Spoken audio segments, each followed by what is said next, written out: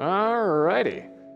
Thank you for joining us this evening on RPG Limit Break. My name is Stolteheim, and I will be your host for this upcoming run.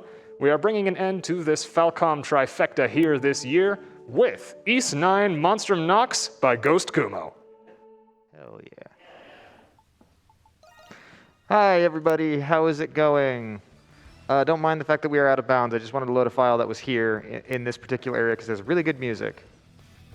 Can I actually get the music a little bit up now? Or the audio just a bit up now? Because it's like... this was the music they use for like the Because I'm noticing when when people are talking, the game audio goes kind of down.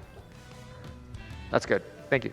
Awesome. There are sound cues in this game that are really important. But anyways, welcome. This is East 9 Monstrum Nox. We're going to be playing on the PC version of this game.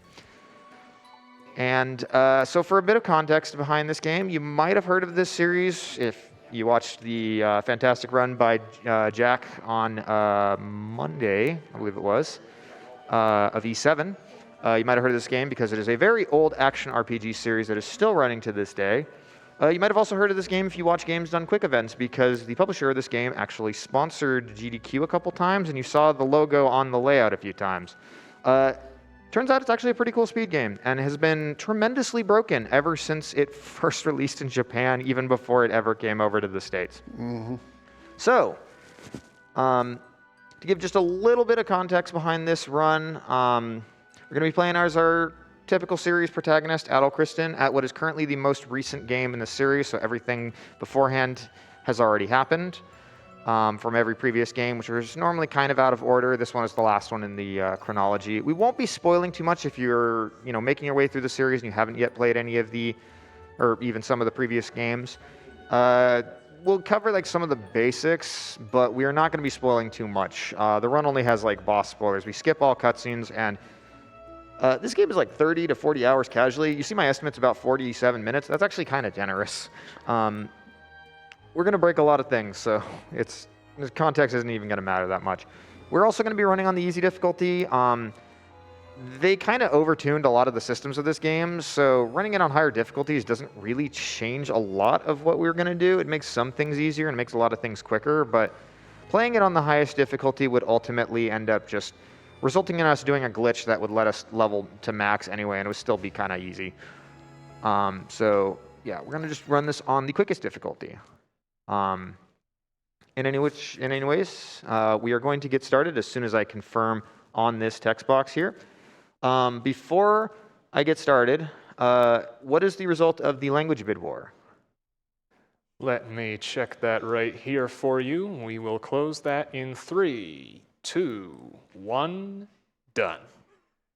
Well, this is a bit lopsided, isn't it? In second place, we have Japanese with $0. In first place, we have English with 27. Awesome. I guess we'll go ahead and just lock that one in. We still have a couple of other incentives to get met. How are we doing on the food incentive? Because that starts about 3 minutes in the run, but I will keep it open until the final boss. We are currently at $142 out of 500. We have, however, met the debug room showcase. Awesome. That'll be So the that end of the will go rounds. forward. And if I may, I also have a donation wishing you good luck. $100 from PX Makaya, who says, "Hey GK, good luck on the run, and don't forget, ore no bandana." Leave it to me. Alrighty, let's go ahead and get started on the run. 3, 2, 1, go. Alrighty, so this game starts off in medias res. Luckily, we have full-on cutscene skips. And I'm just going to be rolling. So it starts off with Adol breaking out of prison. Adol has literally been arrested because, this town that we're in, the city of Balduke, has a very corrupt prison system, and just arrested him because he's been on too many mystical adventures. I'm actually kind of not even kidding in that regard. There's some great cutscenes to do with that, but basically he's been going around the world doing been in charge of so many weird things, been around so many disasters that they think he might be cursed or something like that. Anyway, he gets arrested, but he's already broken out of so many prisons in his life, he just knows how the routine goes at this point. Awesome, so we get to our movement. We have rolling, and we can also, now that we have a sword, we can attack and do what is called attack roll canceling, which looks like this. This is the fastest form of movement. We're also in this cutscene going to get our Monstrum form, which is where we can turn into a special alter ego. And this gets us the ability of Crimson Line, which is sort of like a pseudo grappling hook to specific areas. We're going to be, there's like specific spots. We're going to be abusing that for a lot of different things. But this whole section serves as kind of a tutorial for various mechanics of the game. A lot of Crimson Lion tech is based on where I position my camera. So we can double jump, I can do a mid-air roll, and we're coming up on the first boss here where I can introduce the combat system of this game. Basically, I can Crimson Line to an enemy that I've locked onto. This is Maritudo. And we're going to do our skills, which are bound to the 4 face buttons and holding down the right trigger. I also have a basic attack, and I kind of weave that in. I can also do a downward thrust attack, which is a good way of generating SP, which is what lets me do skills. Needed to relock there. And the boss has a stun meter underneath its health that is now full, and SP replenishes really quickly, so I'm just going to spam my skill and downward thrust. Get one more flash guard here. Flash guards give me a couple seconds of mini crits and invulnerability. So that is the first boss done. Looking like an okay time for a marathon there. Alrighty. So that is the prologue chapter of the game, which serves as sort of the functional tutorial. We're going to go back about 10 days to when we first got into town, see a whole bunch of cutscenes, and then we're going to initially trigger the getting out of jail scene, and then have to set up in town of Balduke, where we will be setting up for the rest of this game. I probably should have saved there, because this cutscene seems to be the one that crashes the most, but it didn't, thankfully. The PC ports of this game are pretty good, but there is always a slight chance of a crash. One extra jump. All right. Can't skip that. Can skip this. Triggers in this room are really tiny, so I will just randomly jump around sometimes. 2 extra jumps isn't bad. We actually count them. All right, so now we're breaking out of prison. Then the prologue happens. We get our Monstrum form. We don't really know much about it, and that is a crash. Oop. Alrighty. So I got to Alt F4 here, or it's not letting me. Task manager. Okay. I don't know what the heck happened there. All right, hold on 1 second. Apologies for technical difficulties there. I have a backup save just in case this happens. Where are we? Here we go. So, technically run invalid, but we are just here to show this off. So, the game also has autosaves, which I could have maybe loaded, but let's not worry about that. The game also has save anywhere, which is pretty nice. Which is actually really useful for several glitches. I wasn't supposed to skip that. Skip this for real this time. Really, we just want you to try to hit these triggers again. That's the actual reason that it crashed. Come on, don't do me like that. Breaking out of prison is so nice, we have you do it thrice.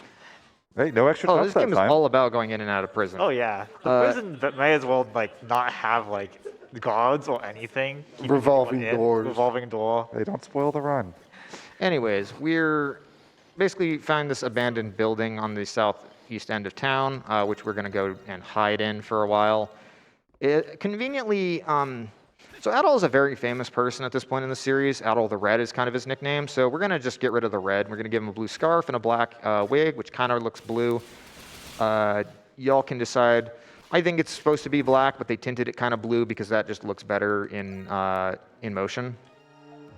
Anyways, so now we need to explore the town of Balduke and figure out what the heck is going on, because it seems like there's a lot more to this place than meets the eye. Gonna set up a warp point there, and then find out we have a wanted poster, and then immediately strange things are gonna happen. We're gonna get isekai'd into another world where we are taking up our Monstrum form along with 6 other individuals. So these are supposed to be your party members you unlock in the game. We are only gonna get 1 of them, or 2 of them during the run. 1.5, which I'll explain later. Anyways, so this is like the raid battles from East 8, where we need to kill up a horde of enemies. The AI-controlled party members actually do a fairly decent amount of the work. So it's 4 here, and then back up here. But basically, this is... it's been a while since I played this game casually. I believe this is called the Grimwald. And we come here and fight these creatures that spawn called the Lemuries that are looking to attack Balduke. The lady in the black hood there is Prillis. She is kind of the ringmaster of the Monstrums and effectively summons us here against our will to protect the city of Balduke at pretty regular intervals throughout the game, because it's kind of like sort of an obligation, despite the fact that we really don't know what's going on and why we were given this power and all that kind of stuff. There's a lot more to the story, but we're not going to get to that because this is pretty much the last chapter we're going to actually do as intended. All right. So finally, a big doggo is going to spawn, and depending on whether or not he locks onto me or whether or not he locks onto the Sphene in the background is going to determine, oh, he locked onto the Sphene, which means that he's not aggroed onto us, which is going to make this fight take a few seconds longer. Thankfully, we are in no danger of it being destroyed, but it just makes this fight really obnoxious. All right. So that cost us a few seconds, but, you know, we're not going to get record with this anyway. Because Zweier, the Japanese world record holder right now, has just utterly demolished this game. Japanese runner that we very much respect and has been utterly eviscerating this game and East 8 and East 9 as well. Also because, yeah, not really expecting that anyway in a marathon, and we had a crash, which, yeah. Alrighty, so that's the end of Chapter 1. We're going to go straight into Chapter 2, which is where things start to really just crumble. The thing about the City of Balduke is, once we were given our Monstrum form, the trade-off to the additional power that it grants is that we cannot leave the City of Balduke until we have basically resolved the crisis of this city. So we need to figure out some information. We're going to come out of our little hiding spot, which is eventually going to serve as our primary hub. And we're going to head out to the entrance of town, only to find out there's this big purple barrier that does not, unfortunately, let us through. True to Falcom tradition, you actually can get around this barrier, although instead of going over it, we actually can go under it. But that's not useful to the run.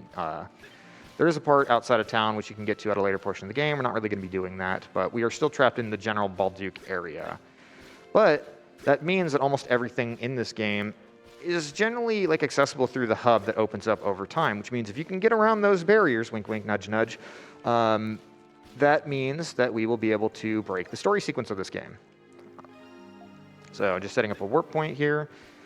Chapter 2, we need to figure out this deal with this really wealthy business company here called the Pendletons. One of the daughters of the Pendletons is an active part of the story of this game. Actually, probably both of them are to some extent.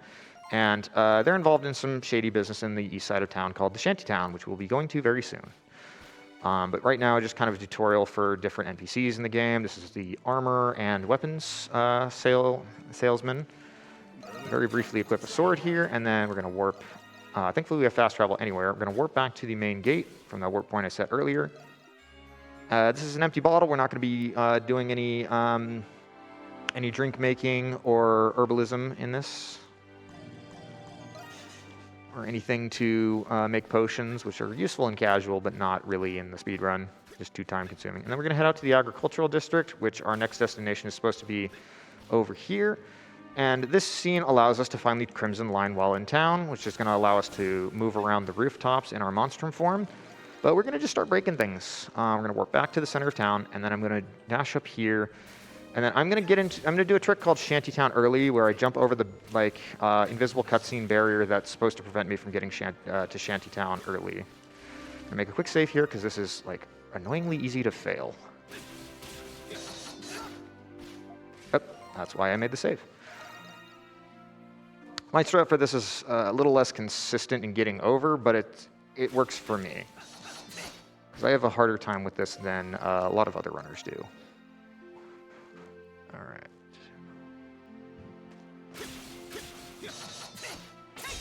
Oop. Not usually failing this much. It's fine. We have a pretty sizable buffer in the estimate. There we go. All right, now we're in the Shantytown early, and that breaks the sequence of this game. And if you break one thing in the sequence, you typically break most of the game. You're supposed to come here, meet the White Cat, who is our second party member. Sadly, we do not have her in the run, but we might see her. We'll see her in the debug room showcase later, and in a couple cutscenes. And she wants us to go in through the sewers to get into the prison for several different story events there. This enemy's a jerk. Come on. All right. So I did that to get 20 Nox, which I'm going to turn into Twilight Shards at the end of this chapter in exchange for some reagents that I'll use for getting a necessary item. But since I don't have White Cat's ability to run up walls, I need to get a little creative with this part to get into the sewer here. I just barely missed it. This is kind of a camera angle dependent trick. It was a little too low there. Come on.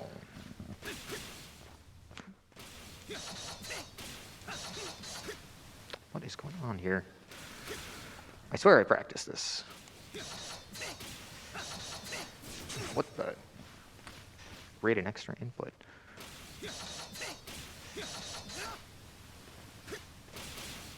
Instantly, this jump plus slash movement here reminds me a lot of actually one of Oath's big movement tricks, which uses the same sort of idea. All right, so we're in Cloaca Maxima earlier than we were intended to be. Sadly, the awesome music that is supposed to play here doesn't. I can skip about half this dungeon with some clever camera angle shenanigans there. I'm glad I got that first try because the previous trick was really obnoxious.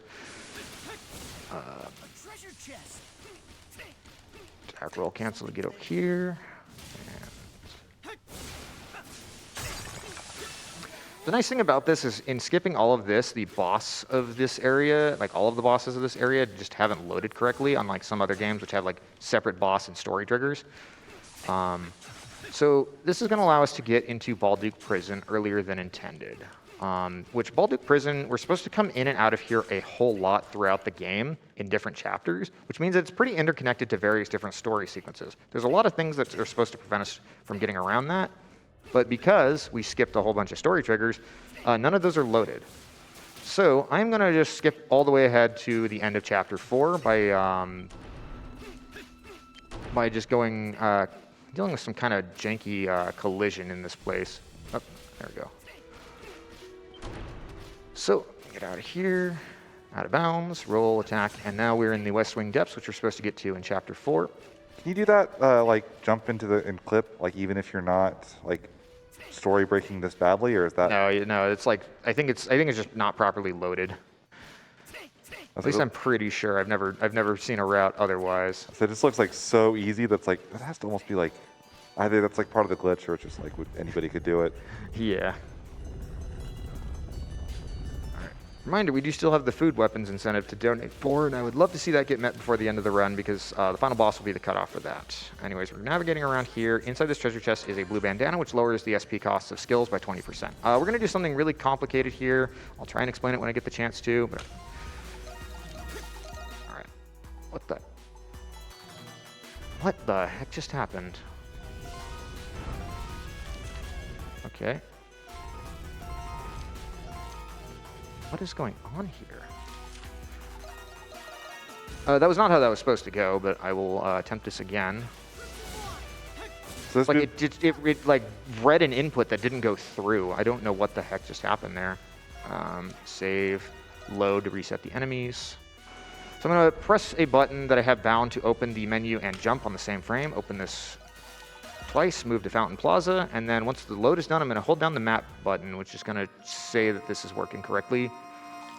And then now I have access to my Monstrum form while in the city of Balduke, anywhere. And now basically this game is in sort of reverted into like a primal state where every cutscene is active. Any trigger that I hit will set the game to that particular cutscene, which I'm going to do to get to the entertainment district, which I'm going to be warping to later. This just sets up certain convenient points. But yeah, now we're going to finish Chapter 4, but since we were in Chapter 2, it's going to end Chapter 2. Numbers are weird.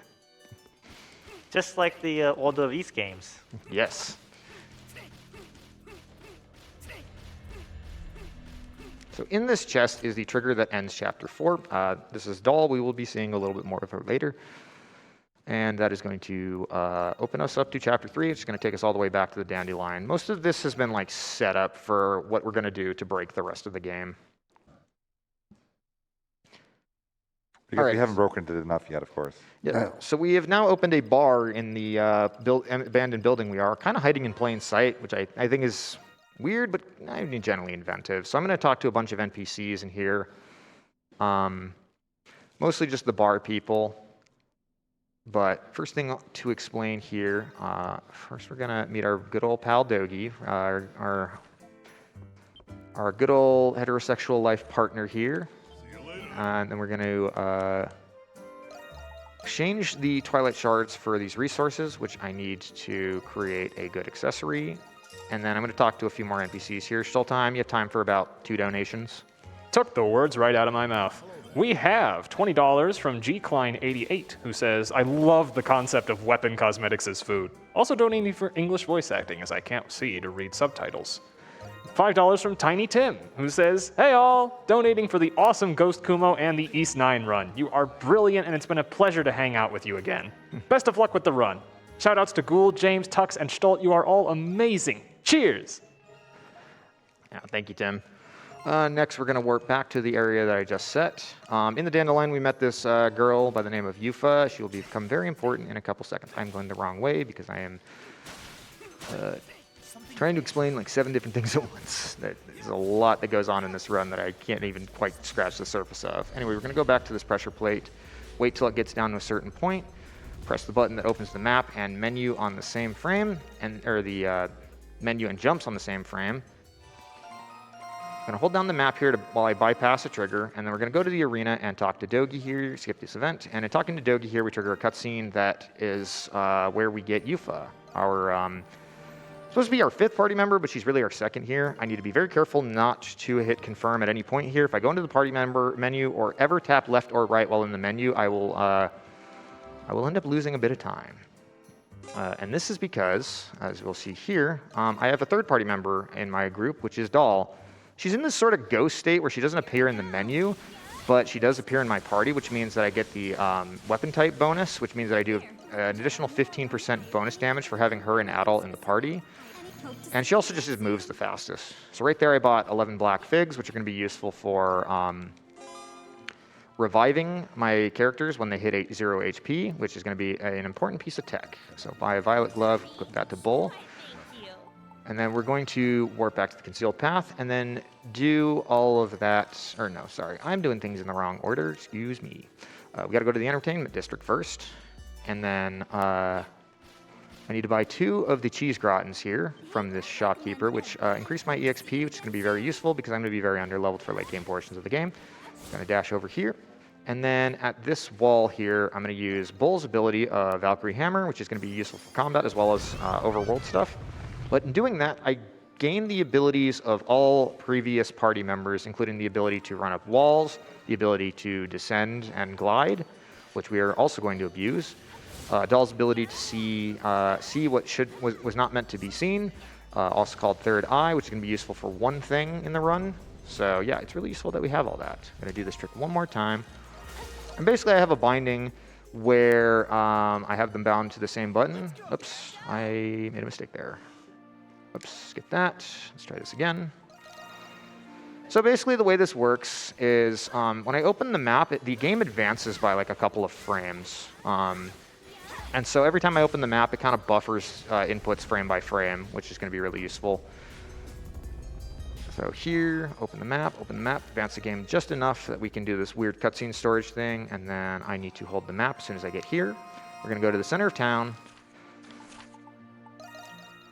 And next, we're going to go up to the cathedral, and all of the triggers in town we are going to bypass until we can get to the graveyard, which is the location of the trigger for endgame, which is not supposed to be accessible until like chapter 8. Have I got time for a quick update? Sure. We just happened to meet the food incentive. Heck yeah. Hey! On the back of a $258 donation from PX Micaiah, who says, Thank you. bread, bread, bread, bread, bread, bread, bread. Oh no! This is the perfect time that actually gets met because I have to open a DLC item in my inventory. So we get the brochette and the ice cream. We're going to be seeing a lot more of the ice cream. First, I'm going to use this. And then I also need to make sure the blue bandana is equipped. And we're going to just go straight to endgame. We also have $100 from Dowolf, who says, Hey. I love Marionette so much. That's one of the overworld themes you hear in this That's run. the one you hear in Chapter 4 anytime we do the warp. And $20 from Zelnu, who says, good luck, have fun. It's wild how much this has been broken since the PC release. Shout out to Zelnu, one of the runners of one of the previous routes back when this run was about an hour 15 or hour 20. I don't remember exactly. It's been a while. This game has been rerouted several times. Anyways, so this is one of the reasons I have the English versus Japanese voice bid war, because you are probably going to... as much as I love Erica Harlacher's voice for many of the characters she's done for many different games, from either Somnium Files to Trails Cold Steel 3, you hear the same like 3 or 4 voice lines from her in this, and they do start to get repetitive. So you're going to hear a lot of voice lines in this part. So the way the combat section for this works, I go into boost mode to reduce the damage that I take, and I also get like Giga EXP because these enemies here are really high level. However, even though I don't do a lot of damage to them, I can inflict them with poison on contact damage. The best skill for applying this is Raging Bull's skill bound to triangle. I forget exactly what it's called, but she spins around and just says round and round, here we go. And also chaining together this with Valkyrie Hammer, which replenishes SP at a pretty ridiculous rate. So there's 6 waves of enemies here. Anyways, this plant enemy is probably the worst of the bunch because it is resistant to strike damage. I'm trying to pick up flash guards anywhere I can for the additional crits, but also the additional SP that it gets.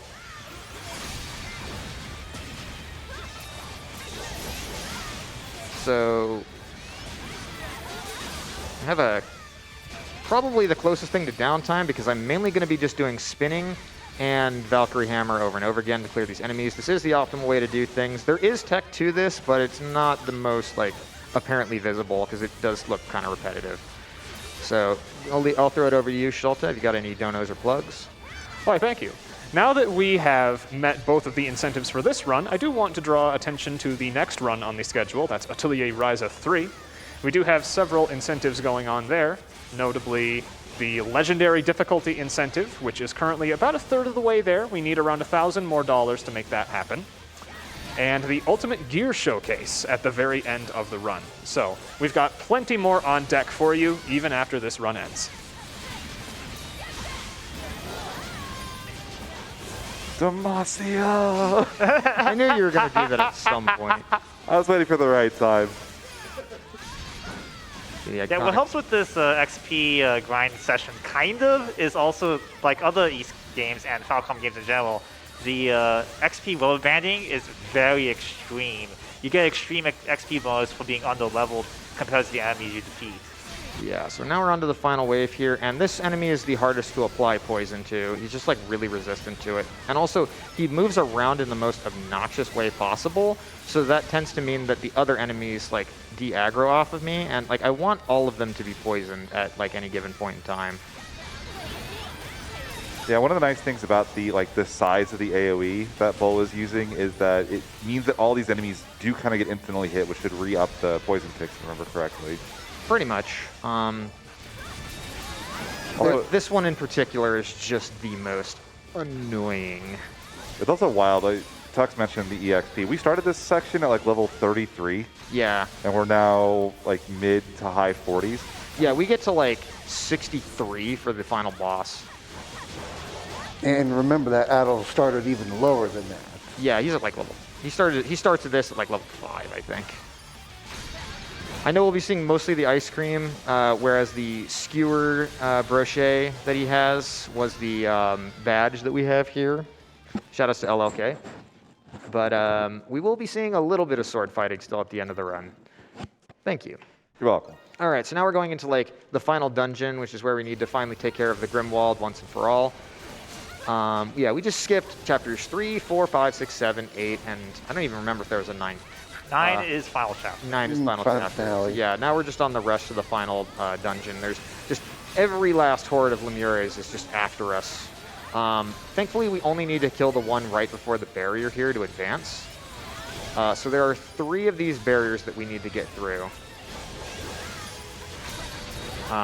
Sadly, not over. Sorry, Dole, if you're over there in the check-in station. Oh, this is a really nice perk. I hope I get this for the next wave.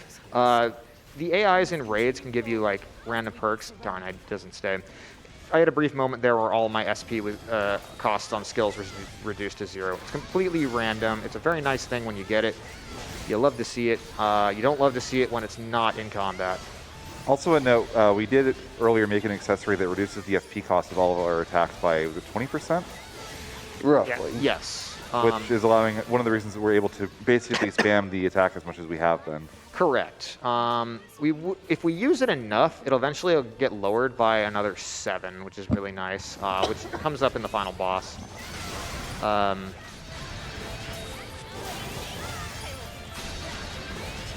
I used my cheese gratin a little too early, but that's fine. I'll be like 1 or 2 levels under for the final boss, but given the difficulty, it's not a big deal. This enemy here can inflict me with Confuse, which is the worst status effect. Do not ever put anything like it in your action RPGs, please. It reverses your movement controls, but not your the direction you point when you're hitting things.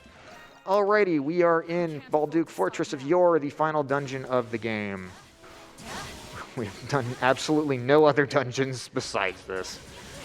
So, although we won't be credits warping quite like Phantasy Star, or not credits warping, but we won't be doing nearly as much shenanigans as in Phantasy Star 4, the previous run.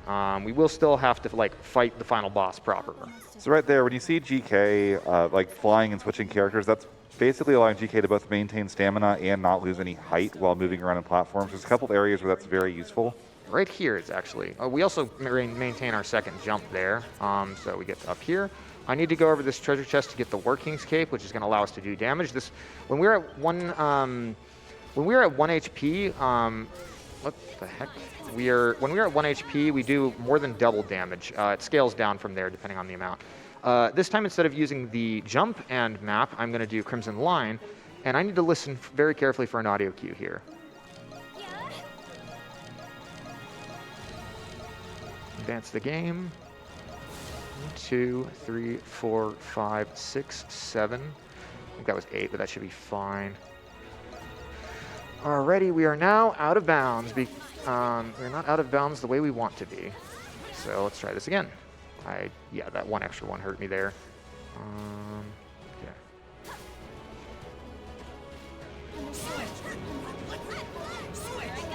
Why is it not giving me my hover there? What the? Oh my goodness. Oh, this is bad. Okay.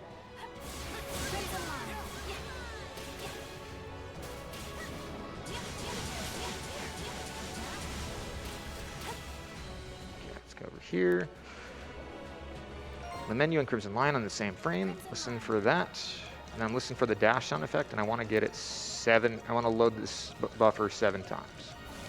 2, 3, 4, 5, 6, 7.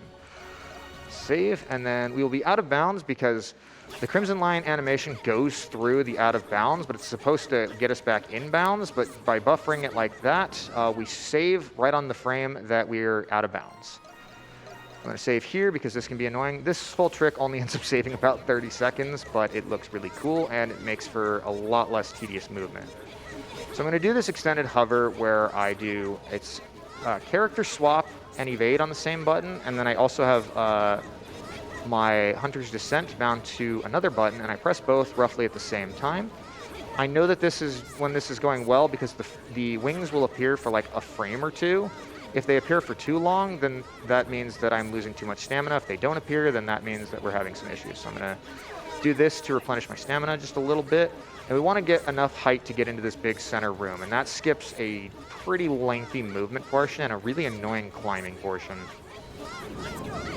Does having the extra half party member make any difference here, or is it pretty much the same if it's actually 2? It actually kind of makes it worse. It's better with 2. It's actually easier with 2, but it's not really a big deal.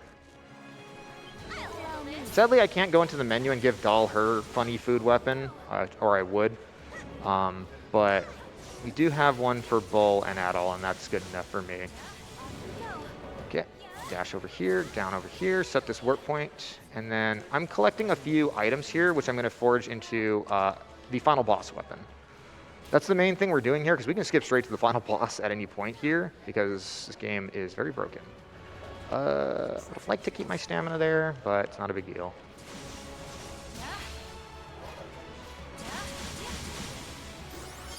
Oh. So we used to have to get out of bounds to navigate this dungeon in old routes, but thankfully because we have Bull in the route instead of depending on White Cat and Feral Hawk, we can just do it normally, which is actually faster than having to get out of bounds to like even finish the run. So we're gonna go down one of the wings here. In skipping this big room, there's these like 3 like portals to like an alternate dimension. Don't ask why all this is in Balduke Prison. Mystical fantasy stuff. Or play the game, because the game is generally fun. Even though I'm abusing the tar out of it.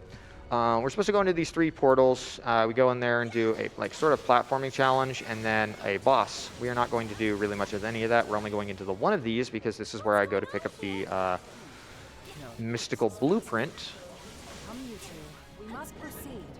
which I need to make. One of those lets me make the a weapon for the final boss. I'm going to do a bit of a weird hover cancel here. See if I can get. I can pull off the faster one here.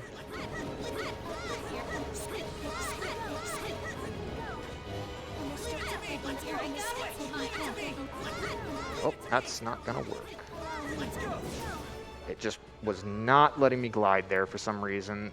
This game does weird things depending on how close you are to walls when you try this trick.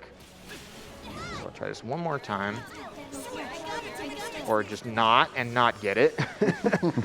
This game is not giving me a break right now. All right, we'll do the safety backup strat.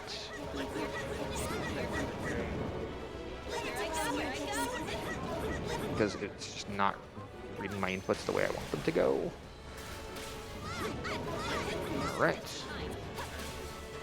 This is why you have backups. Anyways, in here is the otherworldly core, which is the final ingredient we need. We're going to warp back to the Dandelion basement, and there's this kid here from a quest in Chapter 2 who,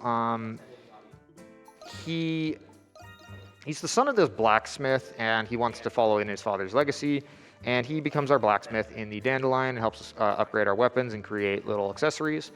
But we task him with creating the super weapons of the game, and that allows us to create the final boss weapon. Craft legendary weapon. Be very careful. Make sure it's for Yufa. Okay. All right. Next up, we're going to warp straight back to the final dungeon because that is all we need from here. And then do the Crimson Line trick again here.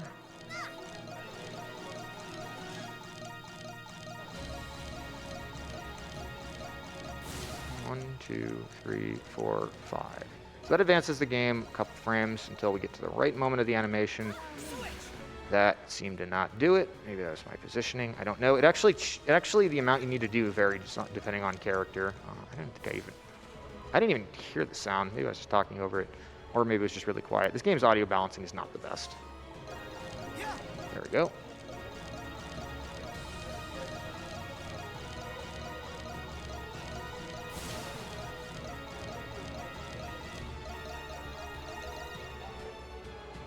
There we go. Alrighty, so that allows us to bypass having to go through all 3 of the sections of the final dungeon, and now we are on to the climb to the final boss. Alright, Cheese Gratin and the Tempest Elixir to give her a free level. We're going to fight one of these enemies to get a bit of SP and EXP.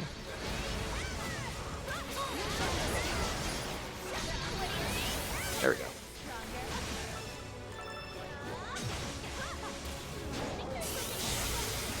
All right, so, oh, nice. So we move faster while in boost, which is what I like to get here.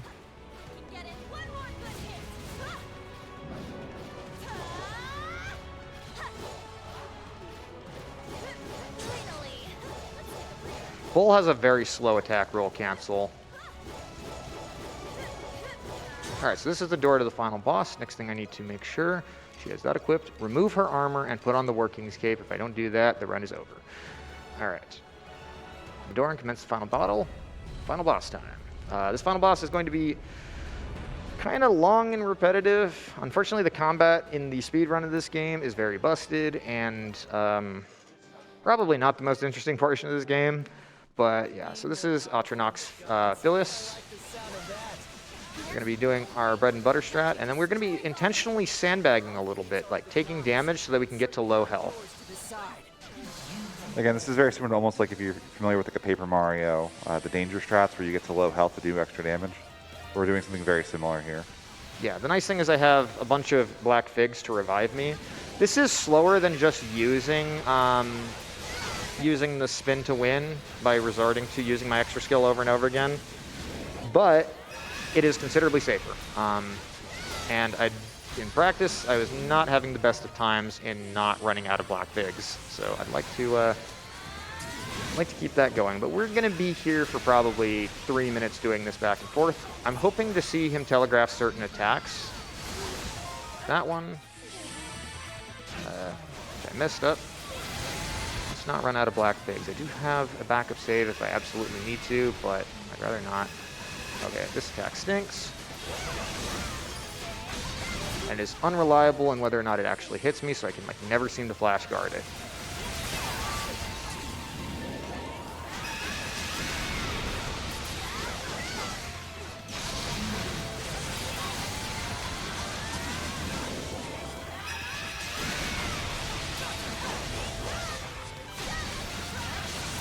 All right, Stolte, you got time for donations. We're just going to be spinning and slamming here.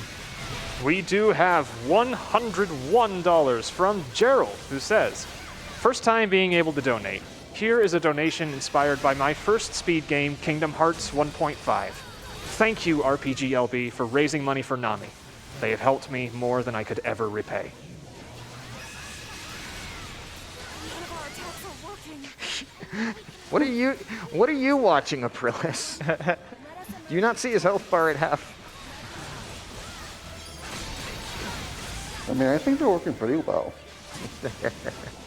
I don't know, Falcom got weird in this era with saying things aren't working when they clearly are in gameplay.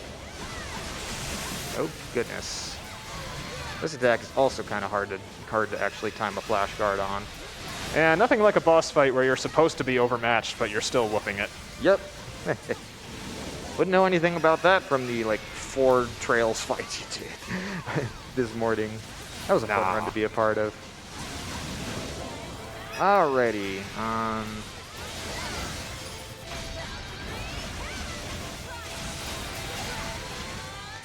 Yeah, so there is a faster strategy of just repeatedly using, trying to get flash guards and mainly focusing on using my main skill, but you take more damage when you are not in boosts, especially on easy, where boost mitigates a lot more. It's still, boost is still ridiculously busted, regardless of difficulty, if I'm being honest. But that's the first phase of the final boss down. We're going to get to our second phase, which is one of my least favorite bosses in Ys, but does have a little bit of tech to him. We're going to get a full health replenish, which is actually kind of detrimental. I want to see him drop these stabs onto the arena around me.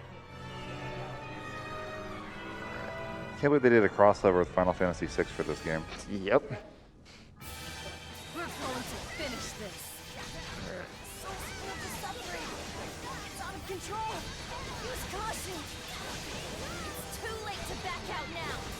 Can't afford to let this. All right, so we need to hit the 5 points around here between this statue and like, I don't know what you're supposed to call that, but anything that's green in this fight. Oh, there's the stabs. That's what I want to see.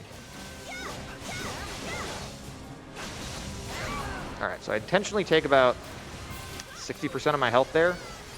If I can get any hit anywhere else, that's good, but that is the most consistent attack which does like a considerable amount of damage. You can like break the stabs with Valkyrie Hammer, but obviously I want to be at lower health. So this is actually fine for a marathon run. Ideally, I'd like to be a little bit lower for like a PB attempt, but I will be taking damage on the next part, and I'd like to not burn through all of my black figs. The War King's Cape does scale, so there are more stabs here. So the War King, because of that, I still do improved damage, just not quite like the perfect amount. All right.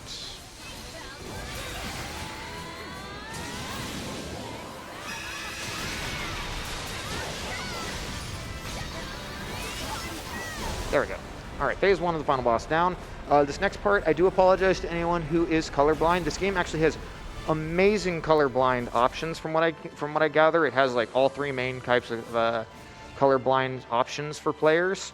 Unfortunately, I don't know all of my viewers which ones they have, and so I'm not going to toggle those on, but this fight is really annoying to look at for like visually for colors, and just to let you know on that one. So I'm going to use Doll's third eye ability, and the screen is going to go very red and be kind of hard for me to follow even as somebody who isn't colorblind, has probably pretty good color acuity. Okay, so once I hit one of those, I'm going to dash out here, wait for the next one to load so I can figure out which one it is. It's random between the 6 spires on his back. I want to make sure I don't run out of stamina meter. Oh. It's the one down over there. Okay.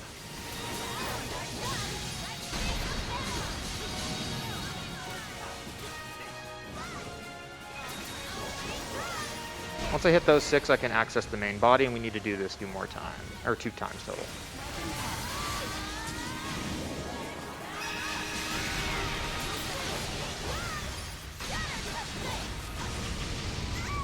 Okay, that's not bad. I got extra hit and do a little bit more damage.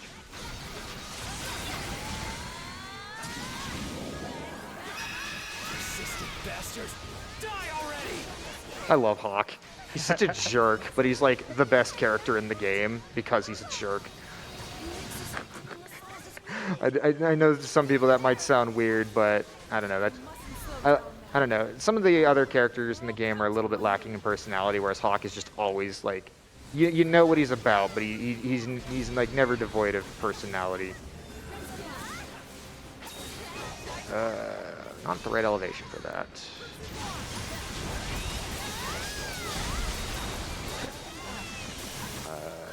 It's one right here. It's going to be this one over here. 6 fire. All right.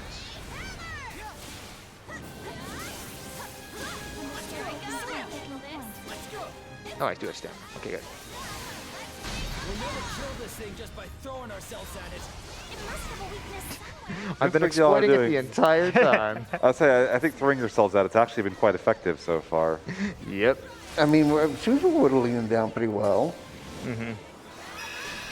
So yeah, there is some interesting tech on higher difficulties and glitchless runs, but I do think this run definitely is a bit more of an interesting run in terms of execution of movement, and although anyone who can get like good enough at the combat to deal with flash guards also makes this run look pretty cool. So this wasn't my best executed run, but we got through it. We will still be under estimate. As I said, a generous estimate in case we got a crash. We're going to get one final scene here.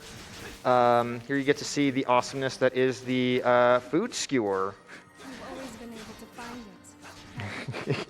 I love this weapon so much. It's a shame it's not as much in the run, but yeah. So this egg here, we need to wail on it until the I'm so happy I had we need to wail on the egg here until it finally bursts. So I do have to give a very brief flashing light warning. This scene, the egg breaks and releases a bunch of vibrant flashing white light, which is not the most pleasant thing to look at.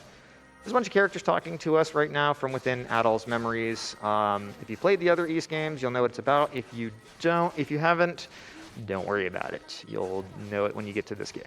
I just can't believe an egg was behind it all. Rather ties into the food theme, doesn't it? Yes.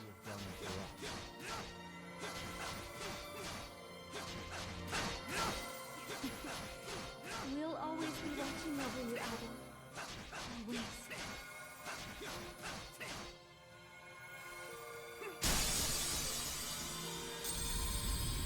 I must take my skewer and leave. Alrighty.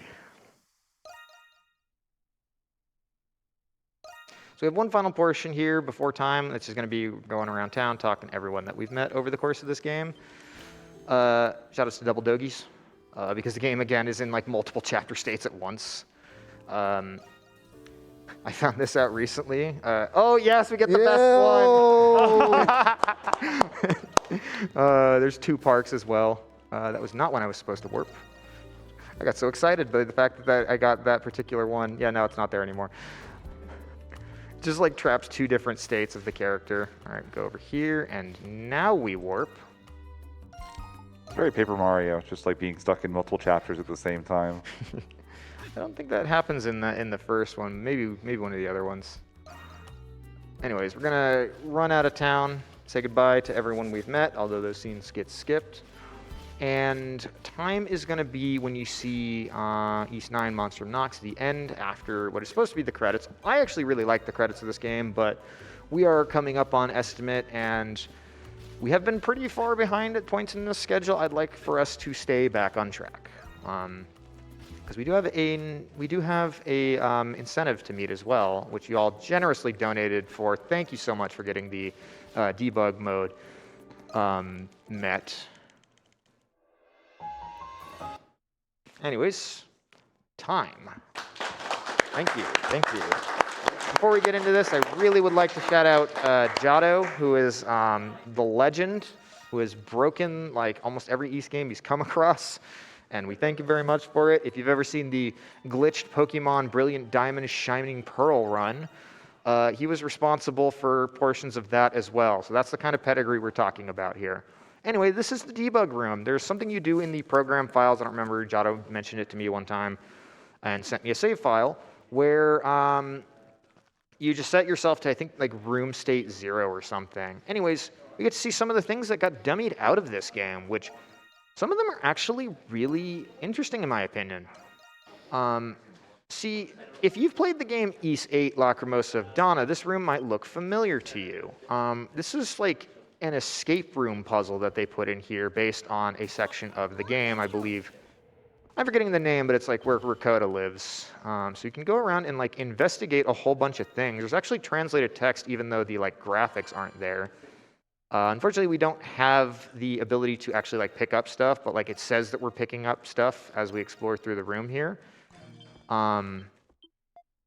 Yeah, you can just investigate things. There's a bunch of fruit here. These are towels or cloths. You're supposed to pick. I think they were trying to do this like sort of escape room type thing. They had like an idea here for something that they would do as like some sort of bonus content. Unfortunately, it's not fully there. I imagine they just didn't quite have enough time, or they didn't realize, or they couldn't figure out a way to put it in the game that made sense. But it is still there in the debug room.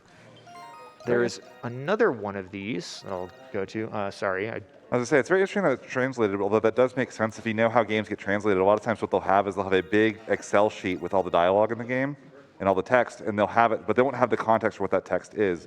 So they might not have known that the text was going to go to a part of the game that was essentially cut content. Yeah, a lot of it's also outsourced, I believe. They have like a localization team, but then they also have like translators that they contract and whatnot. Here we also see another room from Lacrimosa of Donna, which is, I believe, Donna's bedroom. What is going on with the shadows here? I don't know. I apologize for the flashing lights. Probably should have given a warning there. Again, this stuff is like dummied out, unfinished material. We have a table, candle here. I'm just kind of just messing around with different things because I think this kind of stuff is really cool. A lot of games actually have this kind of stuff if you can get into their debug room, just features that they had ideas for but couldn't fully like put in the game in a way that made sense.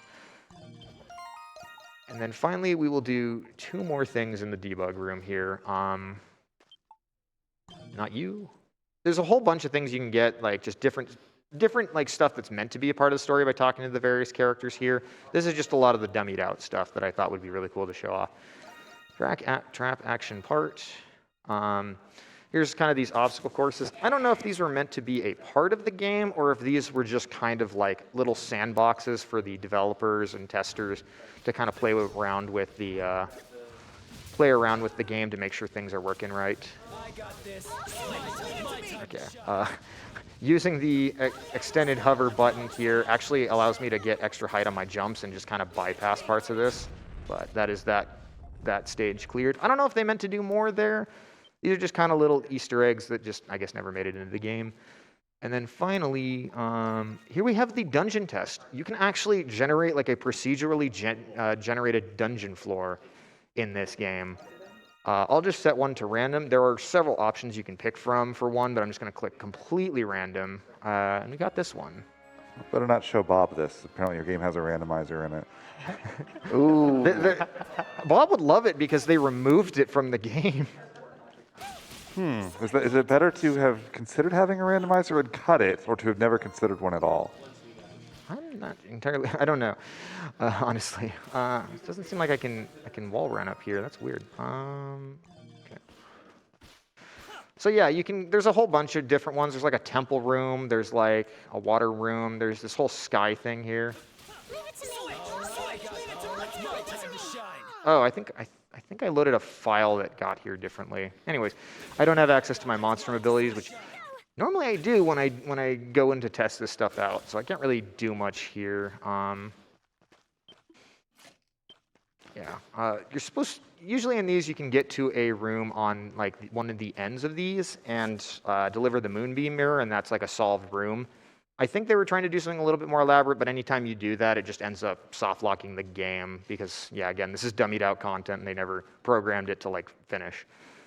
But that is it for me. That is the debug room showcase, some of the really cool stuff that's in the game that sadly never made it to the main content, or maybe, for the better. It's tough to say.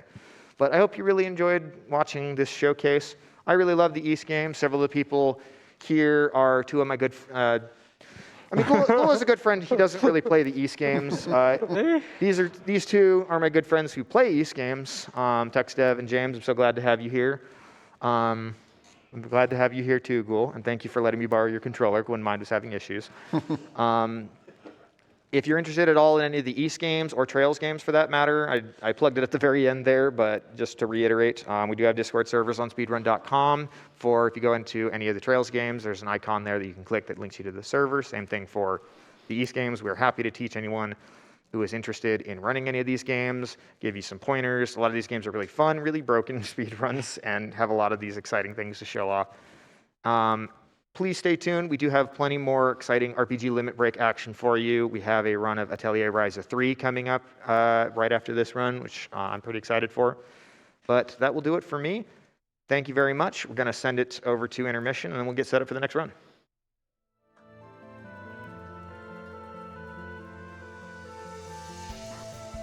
Thank you very much to GhostKumo, to Tux, to James, to Ghoul, to that whole community for bringing East 9 to RPG Limit Break.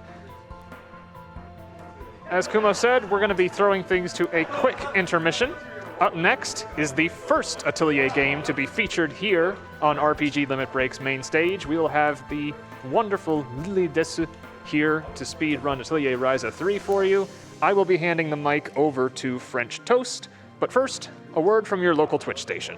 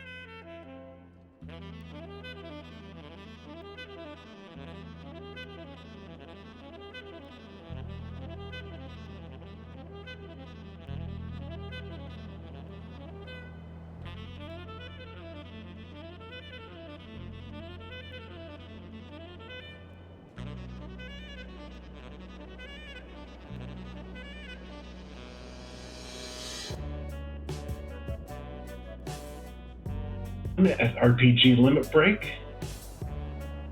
My name is Toast, and I am so glad to be hosting RPG Limit.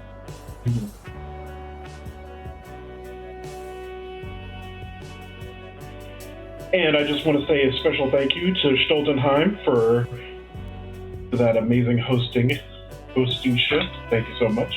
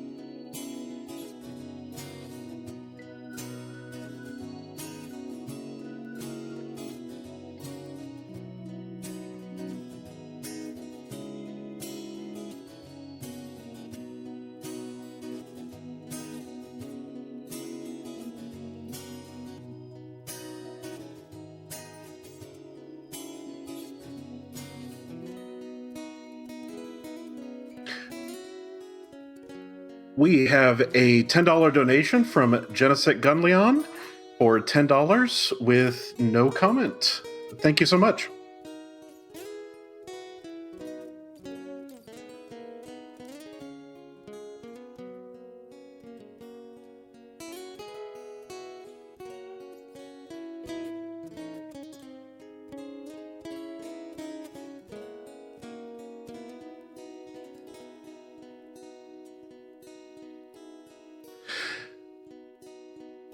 Yes, hello. And by the way, my introduction earlier might not have come through, so sorry about that. But my name is French Toast, and I am so excited to be hosting for RPG Limit Break. And I wanted to say thank yous to Stoltenheim for that amazing hosting run earlier.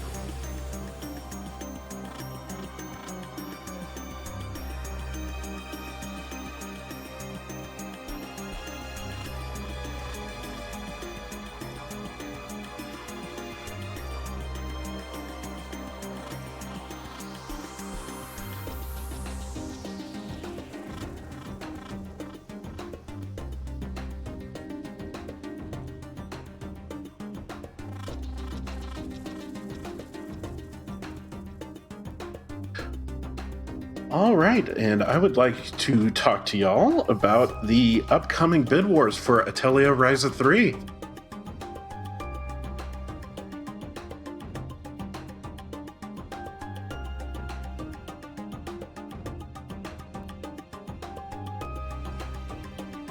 So currently we have a costume bid war, and there are no donations in for that as far as I can see. So if you've got a favorite costume you want to get in, you can get on the ground floor. You can get whatever one you want right now, but maybe that'll start a little bid war. Maybe if somebody sees those, you see those costumes, you like one, maybe we can get something going. Let's see what happens.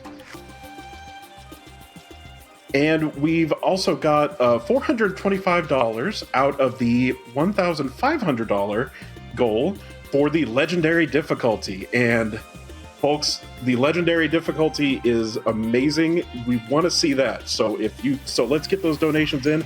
There's not a lot of time for that. So if you want to see that and you want to see that, get those donations in now. And we also have an Ultimate Gear Showcase, which only has $5 out of the 500. So there's a showcase of the Ultimate Gear for Atelier Ryza 3 and an explanation after the run. So get a little bit more information. We'll get to see that Ultimate Gear. Again, that's one that's coming up right soon. So you get those donations in if you want to see that.